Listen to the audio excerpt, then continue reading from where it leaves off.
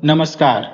आज की कहानी उस राजा की है जिसकी नींद एक दिन अचानक टूट गई और उसे पता चला कि जनता की नजरों में उसका बेटा नहीं बल्कि एक साधारण व्यापारी असली राजा है। ये कहानी हमें सिखाती है कि असली ताकत हुकूमत से नहीं बल्कि समझ और अच्छे कर्मों से मिलती है। आइए कहानी शुरू करते हैं। अगर आप पहली बार KTV स्टोरी चैनल पर आए हैं तो हमारे परिवार का हिस्सा बनने के लिए चैनल को सब्सक्राइब कर लीजिए और वीडियो अच्छी लगे तो इसे लाइक, शेयर और कमेंट करके हमें अपना प्यार जरूर दिखाइएगा। आपका सहयोग ही हमारी प्रेरणा है। बहुत पुरानी बात है। देवगढ़ नाम के राज्य में राजा राजेंद्र सेन का राज चलता था। राजा अपने कामकाज को लेकर लापरवाह थे और उनका ध्यान राजपाट में बिल्कुल नहीं लगता था। उनका सारा शासन मंत्रियों के ही भरोसे चल रहा था। बहुत कम ऐसा होता था जब राजा ने जनता की शिकायतें सुनने के लिए दरबार लगाया हो। उनका ज्यादातर समय बस आराम करने में ही बीतता था। एक दिन राजा राजेंद्र सेन अपने एक खास मंत्री से बात कर रहे थे। मंत्री ने उनसे कहा, महाराज, मुझे लगता है कि राज्य के लोग कहीं आपको भूल तो नहीं गए हैं। राजा ने हैरानी से पूछा, आप ऐसा क्यों कह रहे हैं मंत्री जी? मैं इस राज्य का शासक हूं, भला कोई मुझे कैसे भूल सकता है? मंत्री ने समझाया, महाराज, आपको दरबार लगाए बहुत समय हो गया है। आपको प्रजा की समस्याओं की कोई खबर नहीं है। मंत्री की बात सुनकर राजा थोड़ा परेशान हो गए और बोले, आखिर हमारे राज्य में कौन सी समस्या है? जहां तक मुझे पता है सभी लोग खुशी से रह रहे हैं। मंत्री ने जवाब दिया, महाराज, बात यह है कि जब आप दरबार लगाते ही नहीं तो आपको समस्याओं का पता कैसे चलेगा? और आपको जानकारी नहीं है इसका मतलब यह नहीं है कि कोई समस्या है ही नहीं। मंत्री की बातें सुनकर राजा ने लापरवाही से कहा, मंत्री जी, आप फिक्र न करें, मुझे मालूम है कि प्रजा का ध्यान कैसे रखना है। तब मंत्री ने सलाह दी, महाराज, कम से कम हर 6 महीने में एक बार तो हमें प्रजा की परेशानी सुननी चाहिए। ये सुनकर राजा चिढ़ से गए और बोले, मंत्री जी, अभी आप जाइए, मुझे आराम करना है। अगर आपको दरबार इतना ही जरूरी लगता है तो आप युवराज से कह दीजिए। मंत्री बोले, महाराज, युवराज से कहने से अच्छा है कि मैं अपना काम चुपचाप करता रहूं, वही ठीक रहेगा। राजा ने पूछा, आप ये क्या कह रहे हैं? मंत्री ने कहा, महाराज, सभी लोग जानते हैं कि राजकुमार हमेशा जुआ खेलने में व्यस्त रहते हैं। अगर दरबार में युवराज को बिठाया गया तो आधी से ज्यादा शिकायतें उन्हीं के बारे में आएगी। राजा बोले, सचमुच युवराज तो मेरे काबू से बाहर होता जा रहा है। जल्द से जल्द कोई अच्छी लड़की देखकर उसका विवाह करवा दीजिए। मंत्री ने कहा, महाराज, सभी लोग युवराज के बारे में अच्छी तरह जानते हैं, तो भला कौन अपनी बेटी का रिश्ता उनसे तय करेगा? राजा ने मंत्री को समझाया, मंत्री जी, आप कुछ तो ऐसा कीजिए जिससे राजकुमार का रिश्ता तय हो जाए। मंत्री ने कहा, ठीक है महाराज, मैं अपनी तरफ से पूरी कोशिश करूंगा। इतना कहकर मंत्री महल से चले गए। दूसरी तरफ राजकुमार अपने कुछ दोस्तों के साथ एक चौपाल पर बैठकर जुआ खेल रहे थे। तभी वहां से एक बग्घी गुजरी। बग्घी के अंदर से एक सुंदर लड़की बाहर झांक रही थी। राजकुमार की नजर जब उस लड़की पर पड़ी तो वह उसे देखते ही रह गए। ऐसी खूबसूरत लड़की उन्होंने पहले कभी नहीं देखी थी। जब बग्घी आगे निकल गई तो राजकुमार के दोस्त ने पूछा, क्या हुआ राजकुमार, आज तो आप अपनी बाजी हार गए? राजकुमार बोले, दोस्त, पता नहीं वो कौन थी, उसकी सुंदरता ने मेरा दिल जीत लिया है। उसे देखने के बाद से मेरे दिल में एक अजीब सी बेचैनी है। उनके दोस्त ने कहा, राजकुमार, उसकी आंखों ने आपके दिल में जगह बना ली है। आप चिंता न करें, हम पता करके बता देंगे कि वो कौन है। राजकुमार बोले, नहीं, मैं उसे खुद ही ढूंढूंगा और अपने दिल की बात कहूंगा। इसके बाद राजकुमार अपने घोड़े पर सवार हुए और बग्घी का पीछा करने लगे। जल्द ही उन्होंने बग्घी का रास्ता रोक दिया। जब बग्घी रुकी तो राजकुमार ने उस लड़की से कहा, सुंदरी, तुम कौन हो? तुम्हारी सुंदर आंखों और काले काले बालों ने मेरा दिल चुरा लिया है। जब से मैंने तुम्हें देखा है मेरा मन बेकाबू हो गया है। ऐसा लगता है कि तुमने मुझे अपना दीवाना बना लिया है। लड़की ने पूछा, पहले तुम बताओ कि तुम कौन हो? राजकुमार ने कहा, मैं इस राज्य का युवराज और भावी राजा हूं। लड़की ने हंसते हुए कहा, अच्छा, तो आप अपने राज्यपाट को छोड़कर अपने दोस्तों के साथ जुआ खेलने में लगे रहते हैं? इस तरह तो आप अपनी सारी दौलत गंवा देंगे। तो इसका मतलब यह हुआ कि मैंने आपके बारे में जो सुना था वो बिल्कुल सच है। लड़की की बातें सुनकर राजकुमार का चेहरा पीला पड़ गया। वह सोचने लगे, क्या मेरे राज्य में लोग मेरे बारे में ऐसा ही सोचते हैं? लगता है कि सभी लोगों के मन में मेरी यही पहचान बन गई है। लड़की ने कहा, क्या हुआ राजकुमार, किस सोच में डूब गए? राजकुमार बोले, कुछ नहीं सुंदरी, जिस तरह तुम सुंदर हो तुम्हारी बातें भी उतनी ही समझदारी भरी है। मैं तो बस यही सोच रहा था कि तुम जैसी सुंदर लड़की का नाम क्या हो सकता है। राजकुमार, मुझे लगता है कि आपको लड़कियों की तारीफ करने की आदत है। लड़की ने कहा, वैसे मैं आपको बता दूं कि मैं इस राज्य के सबसे बड़े व्यापारी हरिनाथ की बेटी हूं। मेरा नाम अदिति है। लड़की की बात सुनकर राजकुमार का चेहरा खिल गया और वह बोले, अगर ऐसी बात है तो तुम्हारा परिवार हमारे राज परिवार के लिए बिल्कुल सही है। अगर तुम मान जाओ तो मैं तुमसे शादी करने को तैयार हो। लड़की ने कहा, राजकुमार, आप अपने राज्य के युवराज होंगे, लेकिन फिर भी मेरे पिताजी ऐसे राजकुमार से मेरी शादी कभी नहीं करवाएंगे जो जुआ खेलता हो, समझे? इसीलिए मेरे पीछे अपना समय बर्बाद मत करो और यहां से चले जाओ। राजकुमार बोले, देखो अदिति, मैं इस राज्य का राजकुमार हूं, जो चाहूं वह कर सकता हूं। मैंने तुम्हें पसंद किया है, तुम्हें तो इस बात से खुश होना चाहिए। इस तरह मेरा अपमान करना तुम्हारे लिए अच्छा नहीं होगा। लड़की ने कहा, राजकुमार, मुझे माफ कीजिएगा, लेकिन मैंने आपका अपमान नहीं किया। मैं तो वही कह रही हूं जो सच है।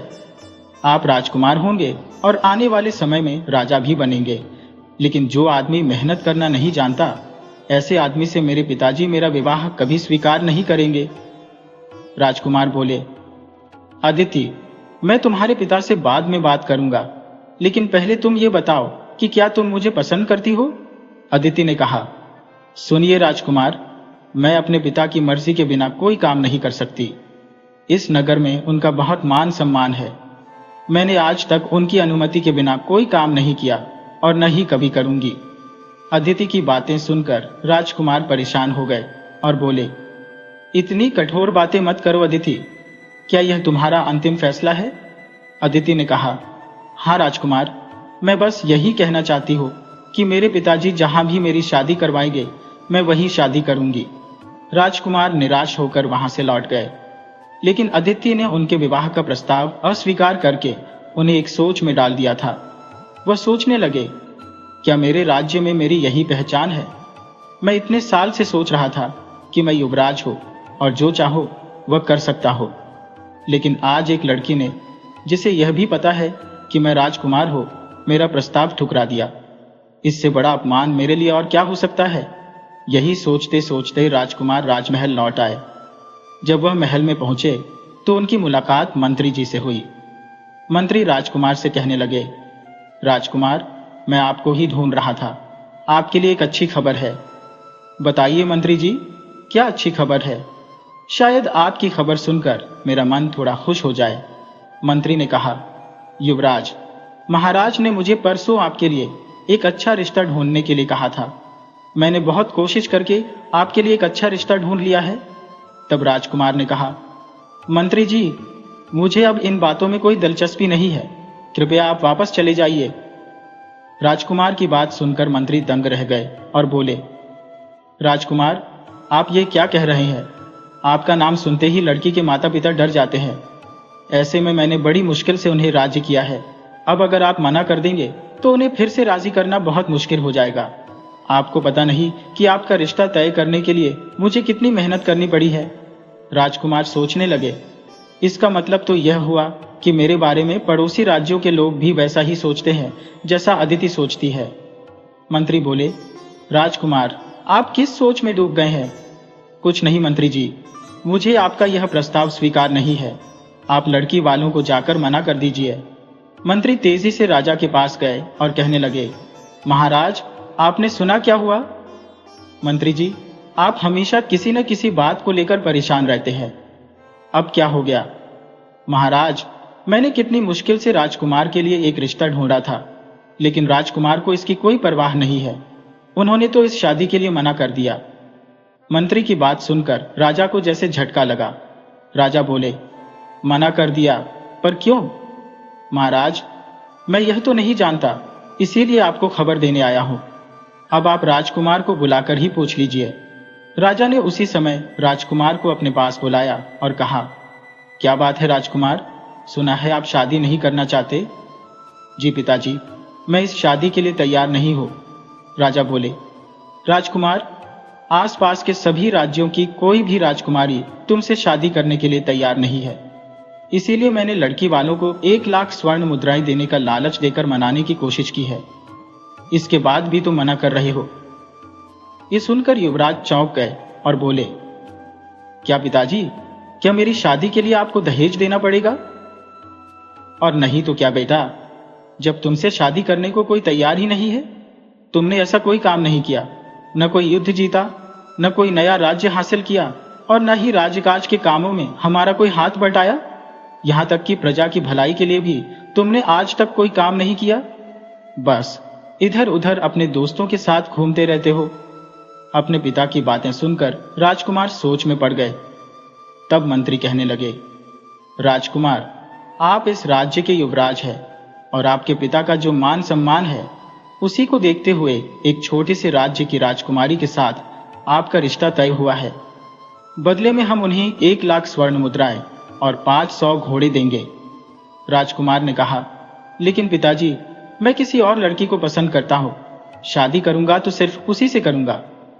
अपने बेटे की बात सुनकर राजा के चेहरे पर मुस्कुराहट आ गई। वह बोले, बेटा, तुमने ये बात मुझे पहले क्यों नहीं बताई?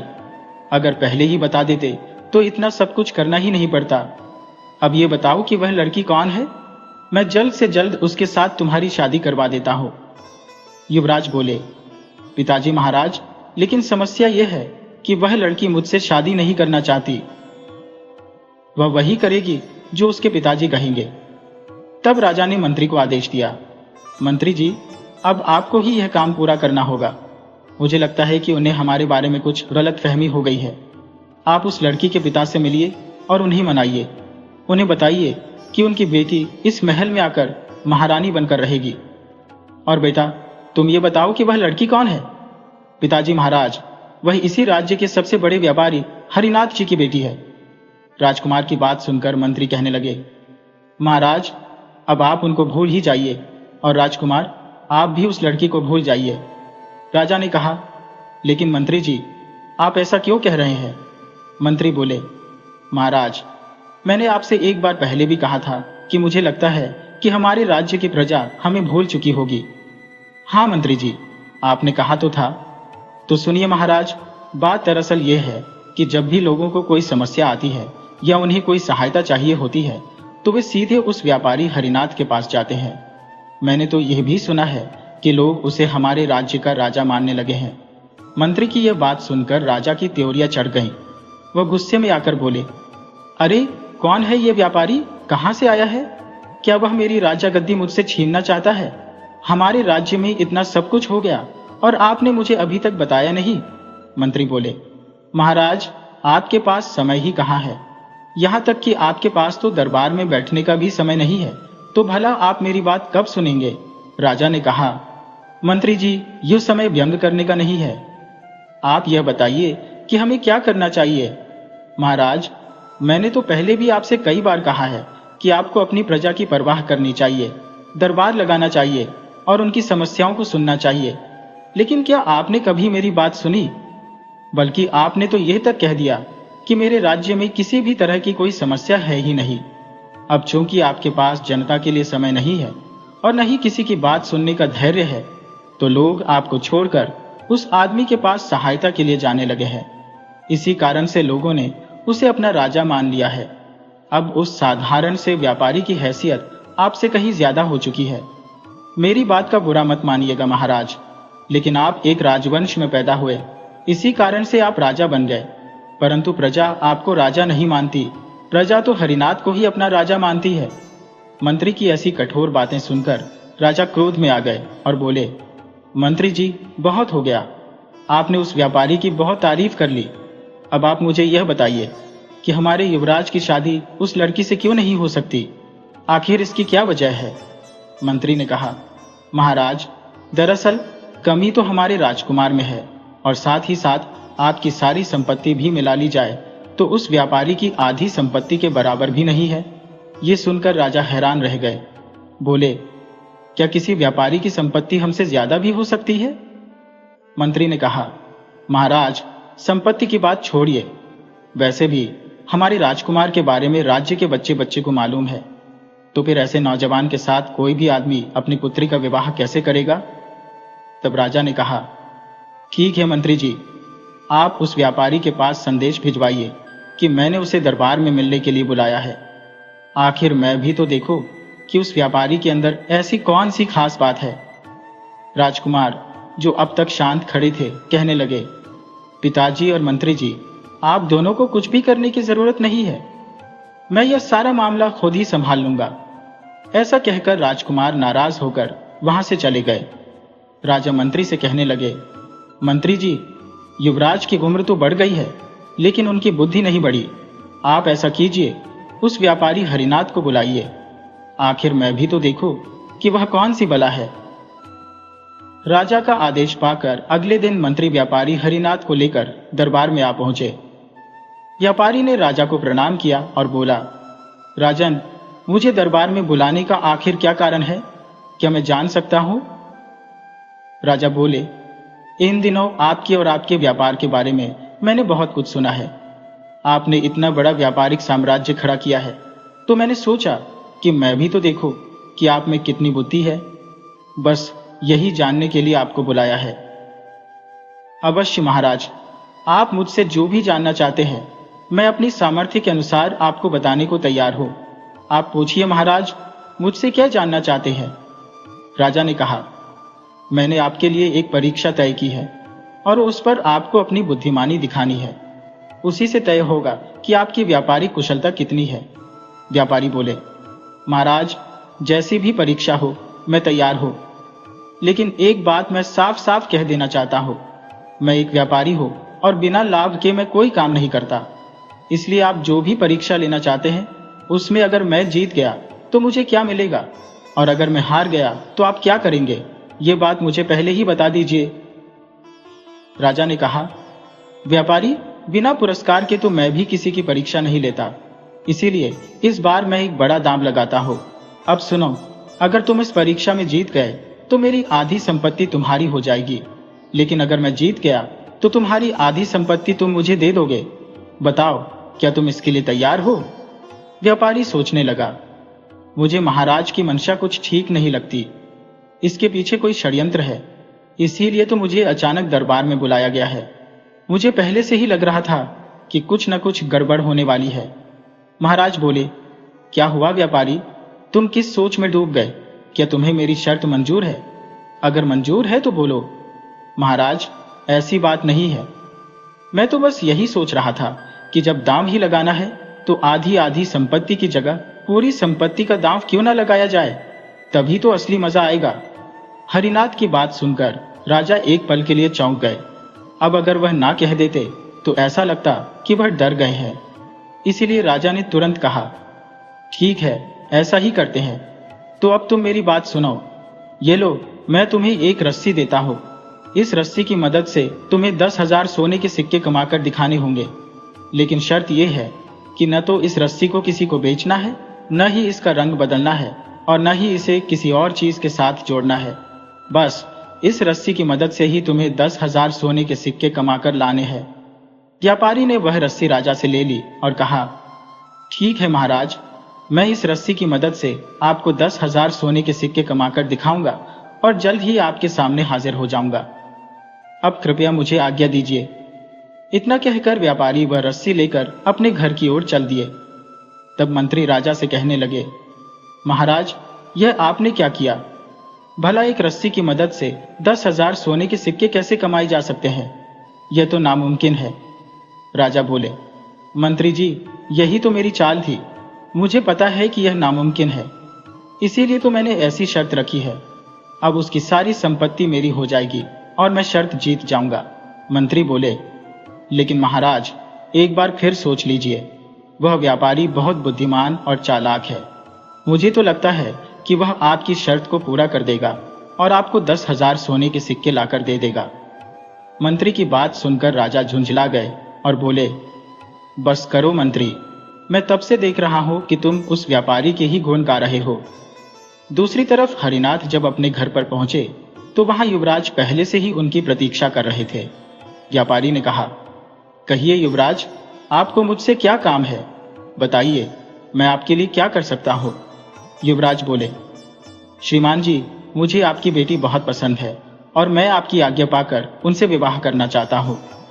मुझे मालूम है कि मैं सिर्फ नाम का राजकुमार हूं और आपकी बेटी के लायक नहीं हो, लेकिन कुछ दिन पहले मेरी आंखें खुल गई हैं। मैं अब खुद को बदलना चाहता हूं। मैंने जुआ खेलना छोड़ दिया है और अब मैं मेहनत करके कमाना चाहता हूं ताकि मैं आपकी बेटी को पाने का अधिकारी बन सकूं। आज से राजमहल से मेरा कोई रिश्ता नहीं है। मैं सब कुछ छोड़कर एक साधारण इंसान की तरह जीना चाहता हूं। अगर आप आज्ञा दें तो मैं आपकी बेटी से विवाह करना चाहता हूं।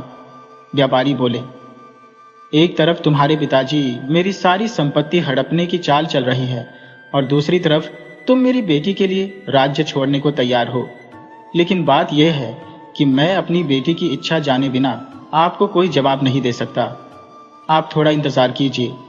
मैं पहले अपनी बेटी से बात करके आता हूं और फिर आपको अपना फैसला बताऊंगा। इसके बाद व्यापारी अपनी बेटी के पास गए और बोले, बेटी अदिति, बाहर युवराज खड़े हैं और वह तुमसे शादी करना चाहते हैं। इसके लिए वह अपना राजमहल छोड़कर आए हैं और मेहनत से काम करने को भी तैयार है। दूसरी तरफ उनके पिता हैं जो मेरे साथ एक चाल चलकर मेरी संपत्ति हड़पना चाहते हैं। अदिति ने कहा, पिताजी, मुझे लगता है कि उनसे विवाह करने में कोई बुराई नहीं है क्योंकि वह एक अच्छे इंसान है। हाँ, उनमें थोड़ी समझदारी और अक्ल की कमी है। बेटी, आखिर तुम कहना क्या चाहती हो? पिताजी, मेरी बात ध्यान से सुनिए। एक राजकुमार होने के बावजूद भी वह मुझे पाने के लिए कोई चाल नहीं चल रहे हैं। अगर वह चाहते तो कोई और रास्ता अपनाकर मुझे पा सकते थे। वह हमें डरा धमकाकर झुकाने की कोशिश कर सकते थे, लेकिन उन्होंने ऐसा कुछ नहीं किया। वह तो बड़ी ईमानदारी के साथ आपकी अनुमति लेने आए हैं। सिर्फ इतना ही नहीं, वह अपना राजमहल भी छोड़ने को तैयार है। ऐसा लगता है कि उनका दिल बहुत साफ है। शायद उनके जीवन में कोई ऐसा नहीं है जो उन्हें सही रास्ता दिखा सके। पिताजी, वह आपका दामाद बन सकते हैं या नहीं, ये तो आप ही तय करेंगे, लेकिन आप उन्हें खुद को साबित करने का एक मौका तो देकर देखिए। बेटी, तुम जो कुछ कह रही हो सोच समझकर कह रही हो। पिताजी, अगर आपको वह पसंद आए और आपने अनुमति दी तो इसमें हमारा ही फायदा होगा। वह हमारे साथ रहेंगे तो इस राज्य पर हमारा नियंत्रण होगा। वैसे भी राजा ने आपके साथ जो शर्त लगाई है, अगर आप उसमें जीत गए तो उस हालत में भी राजा गद्दी हमारे पास ही आ जाएगी। उसके बाद आप युवराज को इस राज्य का राजा बना सकते हैं। अपनी बेटी की समझदारी भरी बातें सुनकर व्यापारी बहुत खुश हुए और कहने लगे, सचमुच बेटी, तुम्हारी सोच तो बहुत ही अच्छी है। इसके बाद व्यापारी हरिनाथ बाहर खड़े युवराज के पास गए और बोले, आप मेरे परिवार के योग्य हैं या नहीं, यह बात अभी तक साबित नहीं हुई है। जैसा कि आपने मुझे बताया था कि आप राजमहल छोड़कर कोई दूसरा काम करना चाहते हैं, तो क्यों ना आप मेरे साथ काम कीजिए। ये सुनकर राजकुमार के चेहरे पर खुशी आ गई। वह बोले, मैं आपकी बेटी के लिए कुछ भी करने को तैयार हूं। तो ठीक है राजकुमार, आप ये रस्सी लीजिए और इस रस्सी में बिना कोई बदलाव किए, बिना इसको बेचे, इसकी मदद से मुझे 10,000 सोने के सिक्के कमाकर दिखाइए। युवराज ने वह रस्सी ले ली और कहा, मैं अपनी तरफ से पूरी कोशिश करूंगा। इसके बाद युवराज वह रस्सी लेकर नगर की तरफ निकल पड़े। वह सोच रहे थे कि आखिर इस रस्सी की मदद से 10,000 सोने के सिक्के कैसे कमाए जा सकते हैं। क्या इस रस्सी में कोई जादू है? ये तो बिल्कुल नामुमकिन लगता है। चलते चलते राजकुमार नगर के बीचों बीच आ चुके थे। वहां पर खड़े होकर जब राजकुमार ने अपने आसपास नजर दौड़ाई तो देखा कि नगर के इस हिस्से में बहुत बड़े बड़े मकान थे और ये मकान बड़े बड़े व्यापारियों और सेठों के थे। अचानक राजकुमार की बुद्धि ने काम करना शुरू किया और उनके दिमाग में एक उपाय आया। उन्होंने अपनी रस्सी को खोला और उसका एक सिरा सड़क के एक तरफ रखा और रस्सी का दूसरा सिरा सड़क के दूसरे छोर तक ले गए। इस तरह वह नाटक करने लगे जैसे वह सड़क की नाप जोख कर रहे हो। जब आसपास के लोगों ने देखा कि राजमहल का राजकुमार सड़क के बीच में रस्सी लेकर सड़क को नाप रहा है, तो उन्हें लगा कि जरूर कोई खास बात होगी। तो कुछ व्यापारी राजकुमार के पास आए और कहने लगे, राजकुमार, हमारा प्रणाम स्वीकार कीजिए। आप इस तरह से रस्सी लेकर सड़क क्यों नाप रहे हैं? राजकुमार ने ऐसे दिखाया कि जैसे वह अपने काम में बहुत व्यस्त है और बोले, बात दरअसल यह है कि पिताजी महाराज ने किसानों की सिंचाई की समस्या को दूर करने के लिए नगर के बीचों बीच एक नहर खुदवाने की तैयारी कर रहे हैं। वह नहर यहां से होकर सीधे किसानों के खेतों में जाएगी ताकि खेतों को भरपूर पानी मिल सके और अनाज की पैदावार बढ़ सके। नगर के बीचों बीच नहर खुदने वाली है। ये सुनकर सभी व्यापारी हैरान और परेशान हो गए। वह कहने लगे, राजकुमार, अगर इस रास्ते पर नहर खुदेगी तो हमारे घरों का क्या होगा? राजकुमार बोले, वह सब तो मैं नहीं जानता। मैं तो सिर्फ अपने पिताजी के आदेश का पालन कर रहा हूं। मैं इस सारे रास्ते की नाप जोख करके इसका लेखा जोखा अपने पिताजी को दे दूंगा। आगे का काम वह जाने। व्यापारी कहने लगे, राजकुमार, क्या ऐसा नहीं हो सकता कि किसानों के लिए जो नहर खोदी जानी है वह नगर के बीचों बीच से न खोदकर नगर के बाहर बाहर से खोद दी जाए, जिससे कि हमारे मकान सुरक्षित रहे? राजकुमार बोले, ऐसा हो तो सकता है, परंतु उस तरह से नहर खोदने में बहुत ज्यादा पैसा खर्च होगा, क्योंकि वह रास्ता बहुत लंबा हो जाएगा और इस समय राजकोष में इतना पैसा नहीं है। ये बात सुनकर व्यापारियों का मुखिया कहने लगा, राजकुमार जी, अगर पैसों की समस्या है तो इस समस्या का हल हम कर सकते हैं। हम इसी समय आपको सोने की मुद्राओं से भरी थैलियां देने को तैयार हैं। आप सिर्फ इतना बताइए कि इस काम में कितना पैसा खर्च होगा? राजकुमार बोले, पिताजी के अनुमान के मुताबिक कम से कम 10,000 स्वर्ण मुद्राएं लगेंगी। व्यापारी बोले, आप चिंता मत कीजिए राजकुमार जी, हम सभी व्यापारी मिलकर अभी आपके लिए 10,000 स्वर्ण मुद्राओं का इंतजाम कर देते हैं। इसके बाद देखते ही देखते व्यापारी अपने अपने घरों में गए और उन्होंने 10,000 स्वर्ण मुद्राएं इकट्ठी करके राजकुमार को दे दी। स्वर्ण मुद्राएं लेने के बाद राजकुमार ने कहा, अब आप लोग निश्चिंत रहिए, मैं पिताजी महाराज को समझा दूंगा कि नहर अब नगर के बीचों बीच नहीं बल्कि बाहर से बनाई जाएगी। इसके बाद राजकुमार मुस्कुराते हुए 10,000 स्वर्ण मुद्राएं लेकर व्यापारी हरिनाथ के पास पहुंचे और बोले, देख लीजिए सेठ जी, आपने जो रस्सी मुझे दी थी उससे मैंने 10,000 स्वर्ण मुद्राएं कमा ली है। व्यापारी हरिनाथ स्वर्ण मुद्राएं देखकर हैरान थे।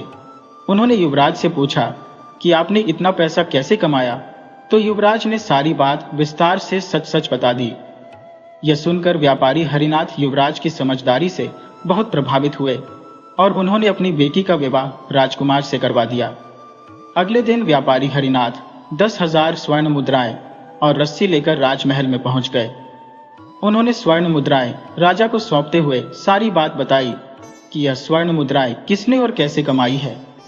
राजा और उनका मंत्री यह सुनकर हैरान थे और अब शर्त के मुताबिक उन्हें अपनी राजगद्दी छोड़नी थी। राजा कहने लगे, मुझे अपनी राजगद्दी के जाने का उतना दुख नहीं है, कितना इस बात का कि मेरे बेटे ने यह सब इसलिए किया ताकि वह उस लड़की से विवाह कर सके। तब व्यापारी हरिनाथ कहने लगे, महाराज, दरअसल आप हारने के बावजूद भी जीत गए हैं। आपकी राजगद्दी से उतरने के बाद भी राजगद्दी पर आपके पुत्र यानी युवराज का ही अधिकार होगा। मैं ये राजगद्दी अपने दामाद को भेंट स्वरूप देता हूं और इस तरह से इस शर्त में हम दोनों की जीत हुई है। इसके बाद युवराज का राज तिलक करके उन्हें राजगद्दी पर बिठा दिया गया और अदिति उस राज्य की महारानी बन गई, जबकि राजा राजेंद्र सेन राजगद्दी का त्याग करके अपना बाकी का जीवन भगवान का भजन करते हुए बिताने लगे। दोस्तों, यह कहानी हमें सिखाती है कि सच्ची दौलत सिर्फ पैसे या राजपाट नहीं बल्कि समझदारी, ईमानदारी और कड़ी मेहनत है। जीवन में मान सम्मान और सफलता उसी को मिलती है जो खुद को बदलने की हिम्मत रखता है। मुझे पूरी उम्मीद है कि आपको यह कहानी पसंद आई होगी। तो वीडियो को लाइक कीजिए, शेयर कीजिए और साथ ही अपने अच्छे कमेंट्स करना बिल्कुल मत भूलिएगा।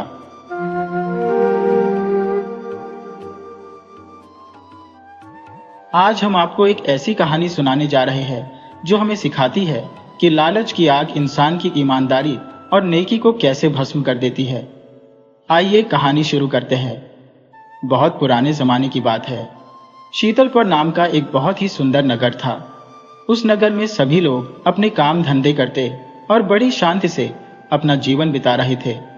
शीतलपुर में एक बहुत ही अमीर आदमी रहता था। लोग उसकी बड़ी इज्जत करते थे। वह हर किसी से बड़ी अच्छी तरह से मिलता और प्यार से बात करता। उस आदमी का नाम था चौधरी रोशनलाल। उसके यहाँ पर अक्सर मेहमान आया करते थे। उसके रिश्तेदार, जान पहचान वाले या फिर बाहर से आने वाले लोग जो रोशनलाल का नाम सुनकर और उसके अच्छे बर्ताव के कारण उसके अतिथि गृह में आकर ठहर जाते थे। रोशनलाल हमेशा ऐसे लोगों की खातिरदारी करता और उन्हें फिर से आने की दावत भी देता। अब जाहिर सी बात है, ऐसे आदमी को भला कौन पसंद नहीं करता। एक बार क्या हुआ कि एक बहुत बड़ा सौदागर उस शहर में अपने व्यापार के सिलसिले में आया। उसका इरादा था कि वह इस नगर में अपनी कोई बड़ी सी दुकान खोले। उस व्यापारी ने कई नगरों में अपनी अलग अलग दुकानें खोली हुई थी और वह सभी दुकानें बहुत अच्छी तरह से चल रही थी, जिसके लिए उसने कई आदमी भी रखे हुए थे। महीने में एक बार वह बारी बारी से हर नगर में जाता और अपना हिसाब किताब देखता। वह व्यापारी जब शीतल नगर में आया तो सीधा चौधरी रोशनलाल की हवेली पर गया और फिर व्यापारी ने कहा, चौधरी साहब, मैंने आपका बहुत नाम सुना है। इस अनजान शहर में मैं बिल्कुल नया हूँ और यहाँ पर अपना व्यापार जमाने के लिए मुझे किसी नेक दिल और अच्छे आदमी की आवश्यकता है। लोगों ने मुझे आपके बारे में बताया और मैं आपके पास हाजिर हो गया। रोशनलाल ने मुस्कुराते हुए कहा, आपने बहुत अच्छा किया जो यहाँ पर आ गए। इस हवेली को अपना ही घर समझिए और निश्चिंत होकर अपने व्यापार के बारे में सोचिए। मुझसे जो भी हो सकेगा मैं आपकी सेवा करूंगा, क्योंकि मेहमान तो देवता का रूप होते हैं। रोशनलाल की यह बातें सुनकर वह व्यापारी बहुत खुश हुआ। उसे अब इस बात की तसल्ली हो गई थी कि वह एक बहुत ही अच्छे और नेक दिल इंसान के पास पहुंच गया है। चौधरी रोशनलाल की हवेली के अतिथि गृह में उस व्यापारी को एक कमरा दे दिया गया। उस व्यापारी के पास काफी सामान था और उस सामान में एक बहुत ही सुंदर संदूक भी था, जिसे चौधरी बहुत ही दिलचस्पी से देख रहा था। उसकी दिलचस्पी को देखते हुए व्यापारी कहने लगा, अब मैं आपसे क्या छुपाऊं, यह संदूक मेरे लिए बहुत ही खास है, क्योंकि इसमें बेशकीमती हीरे जवाहरात है। यह एक अमीर आदमी से मुझे मिले थे। उसके साथ मेरा कुछ हिसाब किताब था। मैंने व्यापार के सिलसिले में उससे काफी बड़ी रकम लेनी थी, लेकिन वह दे नहीं पाया। आखिरकार वह रईस आदमी लुट गया, बर्बाद हो गया, जैसा कि अक्सर लोगों के साथ होता है। उसने अपने ऐशो आराम में अपनी सारी जायदाद उड़ा दी और कंगाल हो गया। कल वह हाथियों का मालिक था और आज बकरी का मालिक भी नहीं रहा।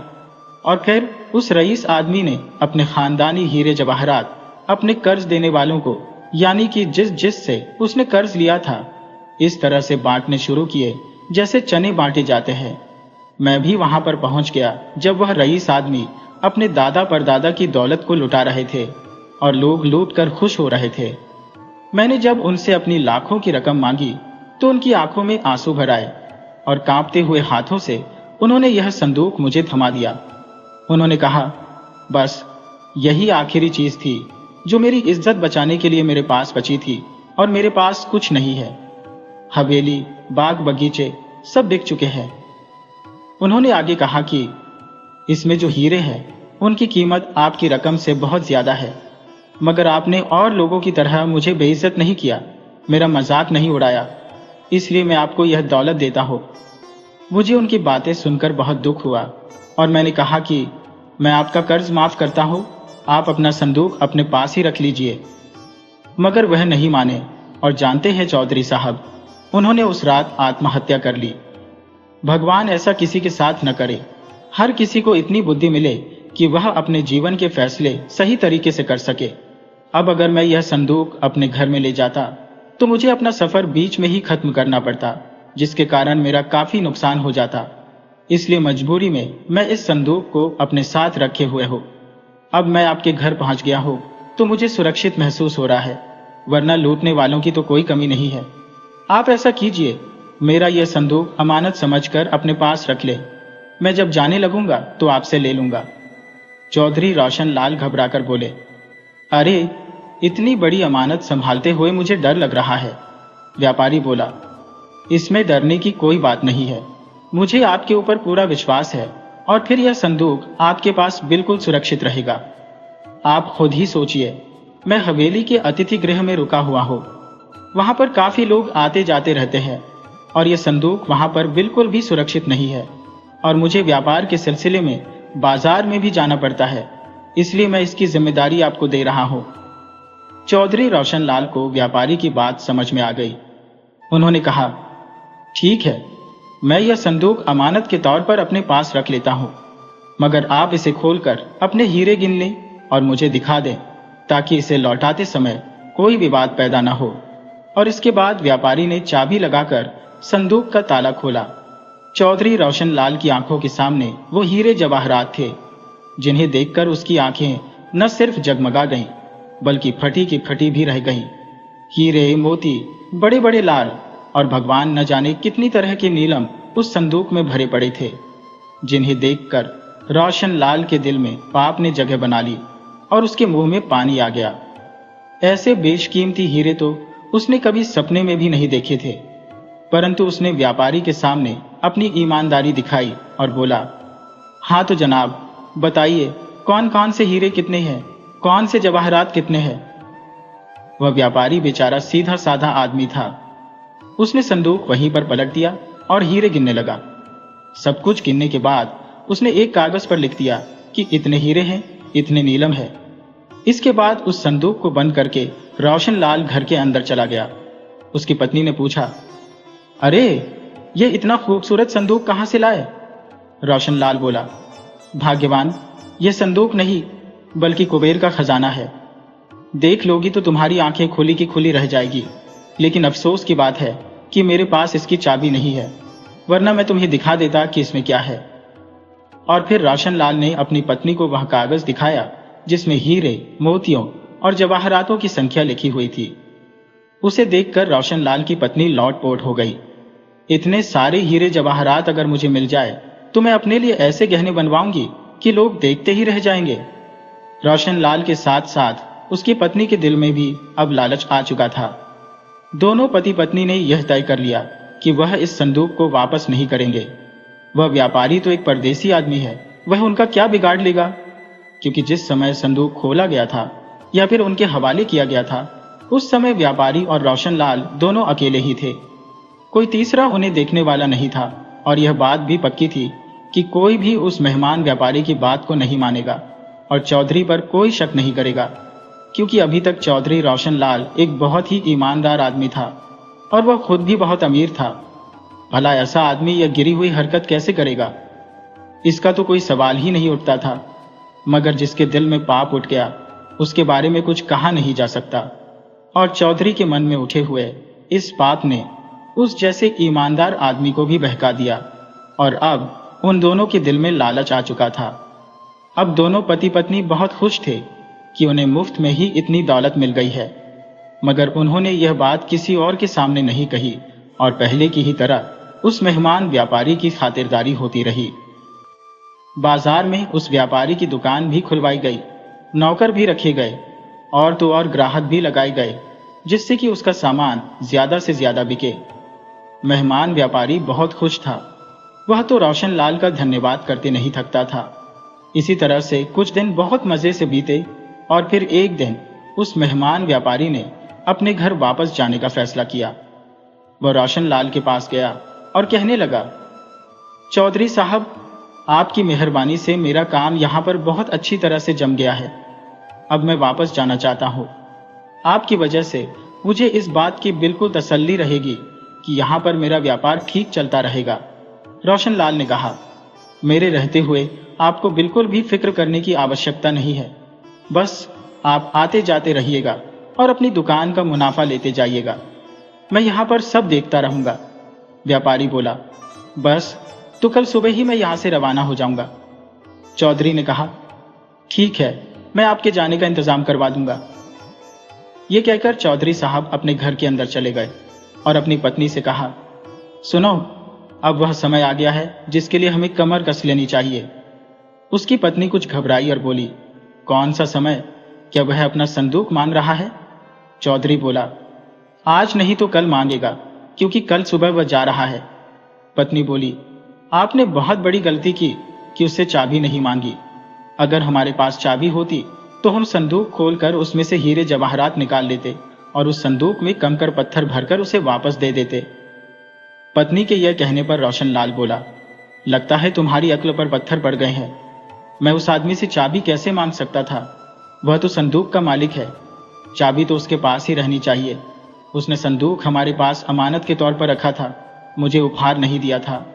ये कहकर चौधरी रोशनलाल कुछ सोचने लगा तो उसकी पत्नी बोली, चाहे अब कुछ भी हो जाए, मैं वह संदूक वापस नहीं दूंगी। आप उस व्यापारी से साफ साफ कह दीजिए कि आपने कोई संदूक मुझे नहीं दिया। अगर वह हल्ला गुल्ला मचाए तो कहना कि कोई गवाह लेकर आओ जिसके सामने वह संदूक दिया था। वह गवाह कहां से लेकर आएगा? और जब गवाह ही नहीं होगा तो उसकी बात पर विश्वास कौन करेगा? बस आप दिल पक्का कीजिए और तैयार हो जाइए, मैं भी आपके साथ खड़ी रहूंगी। मजाल है जो वह हमारा कुछ बिगाड़ सके। और फिर आखिरकार यही हुआ। जब व्यापारी चलने लगा तो उसने चौधरी से कहा, चौधरी साहब, जो संदूक मैंने आपको दिया था वह वापस दे दीजिए, अब मैं सफर पर निकल रहा हूं। रोशनलाल ने हैरान होते हुए कहा, संदूक? कैसा संदूक? वह व्यापारी हंसकर बोला, अरे साहब, भूल गए, वही हीरे जवाहरातों वाला संदूक जो मैंने आपके पास अमानत के तौर पर रखा था और कहा था कि जब मैं यहां से चलूंगा तो उसे वापस ले लूंगा। अब तो चौधरी साहब की हैरत देखने वाली थी। वह गुस्से में आकर कहने लगे, अरे भाई, तुम्हारा दिमाग तो ठीक है ना? आपने मुझे कोई संदूक नहीं दिया। अब तो व्यापारी बुरी तरह से बौखला गया। वह हकला हकला कर बोलने लगा, चौधरी साहब, ये आप क्या कह रहे हैं? मैंने आपको हीरों से भरा हुआ एक संदूक दिया था कि आप उसे अपने पास रखना और जाते समय मुझे वापस कर देना, और आप उस संदूक को उठाकर अपने घर के अंदर ले गए थे। बेशक अपनी पत्नी से पूछ लीजिए। चौधरी रोशनलाल ने कड़क आवाज में कहा, खबरदार, जो मेरी पत्नी का नाम लिया तो। अब तो रोशनलाल का गुस्सा आंखों में दहकने लगा था। उनके सारे नौकर दौड़कर वहां पर आए, यहां तक कि उनकी योजना के मुताबिक उनकी पत्नी भी दरवाजे पर आ गई और पूछने लगी, क्या हुआ जी, ये कैसा हंगामा है? हमारे घर में ये सब्जी मंडी का माहौल कैसे बन गया? ये शरीफों का घर है, यहाँ पर कोई ऊंची आवाज में बात नहीं करता। ये एक झूठा और बेईमान आदमी है। ये कितना एहसान फरामोश है।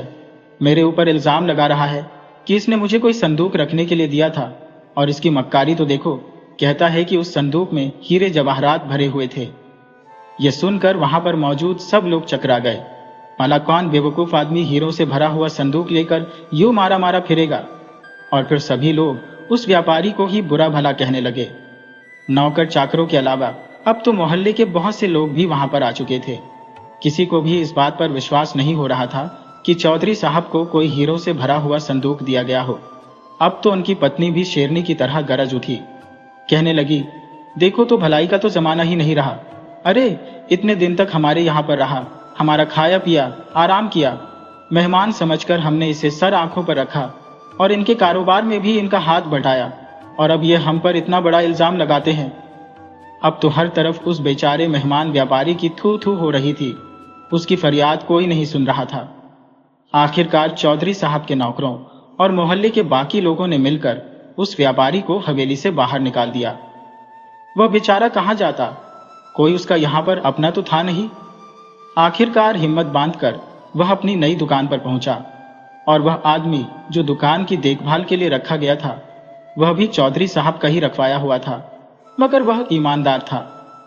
चौधरी साहब की यह करतूत वह नहीं जानता था। वह तो उन्हें एक बहुत ही ईमानदार आदमी समझता था, मगर इस लालच का क्या करे जो आदमी को अंधा कर देता है। जब व्यापारी ने उसे सारी बात बताई तो एक बार तो उसे भी विश्वास नहीं हुआ, मगर व्यापारी ने रो रो कर और कसमें खाकर अपनी सारी बात कही। उसे व्यापारी पर बहुत तरस आया। उसने कहा, साहब, आप ऐसा कीजिए कि शहर के कोतवाल के पास जाइए। वह एक बहुत ही ईमानदार और असूलों के पक्के आदमी है। मैं भी आपके साथ चलता, लेकिन चौधरी साहब के मुंह पर बहुत एहसान है। उन्हीं की वजह से मुझे आपकी दुकान पर रखा गया है। अगर उन्हें मालूम पड़ गया कि मैं आपके साथ गया था तो मेरे लिए बहुत ही बुरा होगा। इसलिए आप वहां पर अकेले ही जाइए। व्यापारी ने कहा, ठीक है, आपका मेरे साथ कोतवाल के पास चलना अच्छा नहीं रहेगा। मैं अकेला ही वहां पर जाऊंगा और आप भी इस तरह का बर्ताव कीजिएगा जैसे आपको कुछ भी मालूम नहीं है, बल्कि आपको मुझसे कोई हमदर्दी ही नहीं है। मैं ये काम खुद कर लूंगा, मैं अकेला नहीं हूं, मेरा परमात्मा मेरे साथ है।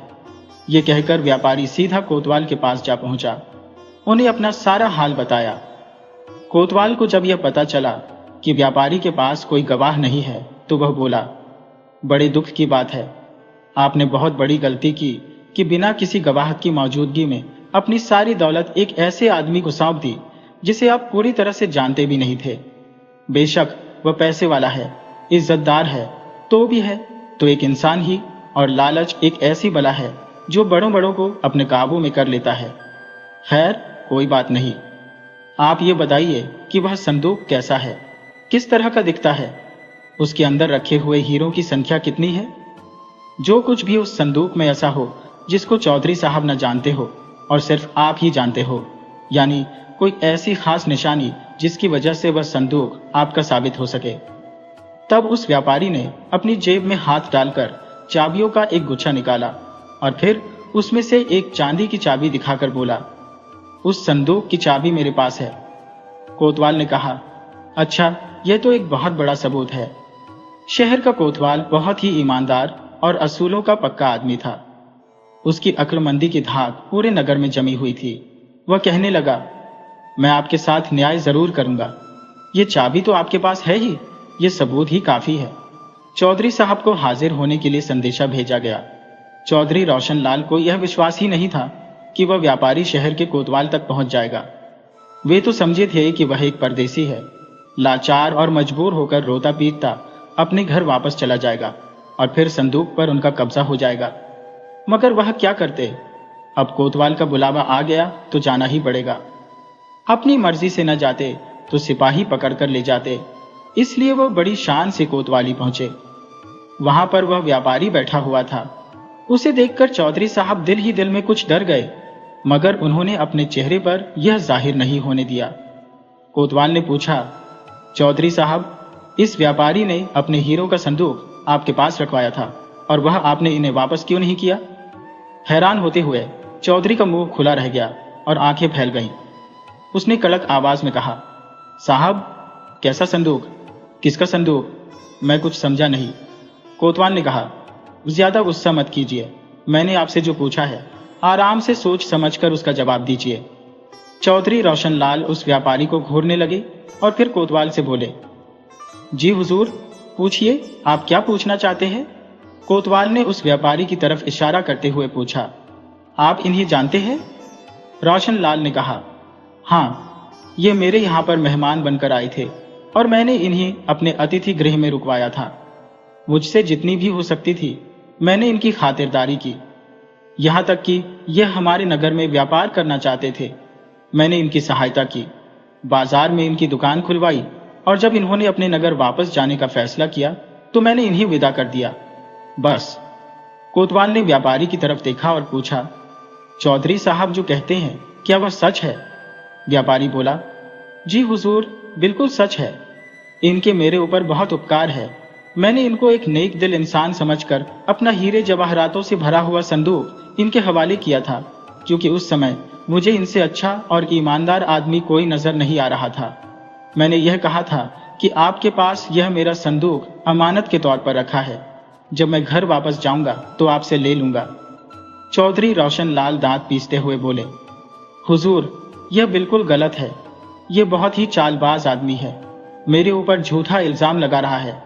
इसने मुझे कोई संदूक नहीं दिया। व्यापारी ने कहा, हुजूर, मेरी बात का विश्वास कीजिए, ईश्वर मेरा गवाह है। तो चौधरी साहब ने कहा, कोई और गवाह तुम्हारे पास है? नहीं ना? अब आप खुद ही फैसला कीजिए हुजूर। वैसे भी भला हीरे जवाहरात से भरा हुआ संदूक लेकर कोई इस तरह से मारा मारा क्यों फिरेगा? मान लीजिए इन्होंने मुझे वह संदूक दिया भी था, तो इन्हें चाहिए था कि किसी गवाह के सामने मुझे देते। भला 4 दिन की बातचीत से क्या यह मुझ पर इतना भरोसा कर सकेंगे कि यही अपना हीरो से भरा हुआ संदूक मुझे दे दें? हीरे जवाहरात ना हो गए, कोई गाजर मोली हो गया, जिसे चाहा उसे थमा दिया। ये एक बहुत ही बड़ा इल्जाम है मेरे ऊपर, और शायद यह आदमी इसलिए ऐसा कर रहा है क्योंकि यह मेरी सादगी और मेरी मेहमान नवाजी का फायदा उठाकर मुझसे कुछ हासिल करना चाहता है। कोतवाल ने सिर हिलाया और कहा, यह तो बहुत ही मुश्किल है। इस व्यापारी के पास न तो कोई गवाह है। और फिर उन्होंने व्यापारी से पूछा, क्या आपके पास कोई ऐसी निशानी है जो आपके संदूक में हो और उसे चौधरी साहब न जानते हो, सिर्फ आप जानते हो? व्यापारी ने जेब से एक चाबी निकालते हुए कहा, हुजूर, एक सबूत तो है, ये चाबी उस रईस आदमी ने मुझे दी थी जिन्होंने यह संदूक मुझे दिया था। वह संदूक इसी चाबी से खुल सकता है, किसी दूसरी चाबी से नहीं खुल सकता। और दूसरी बात यह है कि उस संदूक के अंदर 2 परतें बनी हुई है। पहली परत को मैं उंगली से दबाऊंगा तो वह खट से खुल जाएगी और उसमें एक छोटी सी मखमल की डिबिया रखी हुई है जिसके अंदर एक अंगूठी है। वह अंगूठी उस रईस आदमी की खानदानी अंगूठी थी। कोतवाल बोला, मगर यह सभी बातें तभी तय हो पाएगी जब वह संदूक बरामद हो जाएगा। चौधरी साहब ने हैरान होते हुए कहा, तो क्या अब आप मेरे घर की तलाशी लेंगे? गुस्से के मारे चौधरी साहब अपनी जगह पर खड़े हो गए और कहने लगे, आपकी इतनी हिम्मत कि आप मेरे घर की तलाशी लेंगे? कोतवाल ने रोबदार आवाज में कहा, हाँ, है हिम्मत। सही न्याय करने के लिए और अपराधी को तलाश करने के लिए अगर मुझे आपके घर की तलाशी भी लेनी पड़े तो वह भी ली जाएगी। अगर आप अपराधी नहीं हैं तो घबराने की क्या आवश्यकता है। और हाँ, अगर इस व्यापारी ने आपकी इज्जत से खिलवाड़ करने के लिए ऐसा किया है तो इसे भी बख्शा नहीं जाएगा, इसे भी कड़ी सजा मिलेगी, लेकिन इसके लिए आपके घर की तलाशी जरूरी है। चौधरी साहब बोले, लेकिन कोई गवाह तो है नहीं। कोतवाल ने अपना हाथ उठाया और कहा, अब आप कुछ मत कहिए। यह व्यापारी मुझे बहुत ही नेक दिल और शरीफ आदमी मालूम पड़ता है। अगर ऐसा ना होता तो अपना कीमती संदूक बिना किसी गवाह के आपके हवाले न करता। और हम सबको चाहिए कि परदेसी की सहायता करें, वरना हमारे नगर की न्याय व्यवस्था की बदनामी हो जाएगी। बाहर के लोग यहाँ आने से डरेंगे, इसलिए चुपचाप आप तलाशी हो जाने दीजिए और इस मामले को यहीं पर खत्म कीजिए। चौधरी साहब घबरा गए, मगर क्या करते? उन्हें तो इतना मौका भी न मिल सका कि अपनी पत्नी को खबर भिजवा सकते कि वह संदूक को घर से हटा दे। कोतवाल और सिपाही उनके सिर पर जो सवार थे वह बहुत ही घबराए हुए थे। और जब वे सभी लोग चौधरी साहब की हवेली तक पहुंचे तो चौधरी साहब ने कहा कि मैं अपनी पत्नी को कह देता हूं कि वह घूंघट कर ले। लेकिन कोतवाल भी उड़ती चिड़िया के पर गिनने वालों में से था। उन्होंने चौधरी रोशनलाल को अंदर जाने नहीं दिया और एक सिपाही के हाथों यह खबर भिजवा दी कि औरतें अगर चाहें तो घूंघट कर सकती है, घर की तलाशी ली जाएगी। हवेली में जब यह खबर फैली तो खलबली सी मच गई। चौधरी साहब की पत्नी के तो होश ही उड़ गए, मगर वह क्या करती? मामला हाथ से निकल चुका था। संदूक को भला वह कहां ले जाती, किसको देती? और फिर उन्होंने संदूक अपनी ही गहनों की अलमारी में छुपा दिया। उन्होंने तो कभी सपने में भी नहीं सोचा था कि तलाशी की नौबत आ जाएगी। वह तो समझती थी कि व्यापारी एक सीधा साधा परदेसी है। उन्हें क्या पता था कि वह कोतवाल तक जा पहुंचेगा। सोचा तो यही था कि व्यापारी की बात पर कोई विश्वास नहीं करेगा और 6 महीने के बाद वह आराम से उन हीरे जवाहरातों को अपने गहनों में जरवा लेंगी और शान से सबको दिखाएंगी। फिर भला कौन पूछेगा कि यह हीरे मोती कहां से आए हैं। हवेली की सारी औरतें एक कमरे में चली गईं। बाद में ऐलान किया गया कि अब इस कमरे की भी तलाशी होगी। कोतवाल ने एक सिपाही को उस कमरे के दरवाजे पर खड़ा कर दिया कि इस कमरे से कोई बाहर ना निकल सके। तलाशी शुरू हुई। पूरा घर उलट पलट कर रख दिया गया। कोतवाल को भी शक होने लगा कि शायद व्यापारी का इल्जाम झूठा है, मगर कहते हैं ना कि झूठ के पांव नहीं होते। एक सिपाही ने कमरे की एक खिड़की पर यूं ही डंडा मार दिया कि तभी उसने दोबारा से डंडा मारा तो फिर उसे जोरदार आवाज सुनाई दी। सिपाही ने कहा कि जरूर इस खिड़की के अंदर कोई लोहे की अलमारी है। कोतवाल ने आगे बढ़कर गौर से देखा तो सचमुच लोहे की अलमारी थी जिस पर एक ताला लगा हुआ था। कोतवाल ने कहा, चौधरी साहब, इसे खोलिए।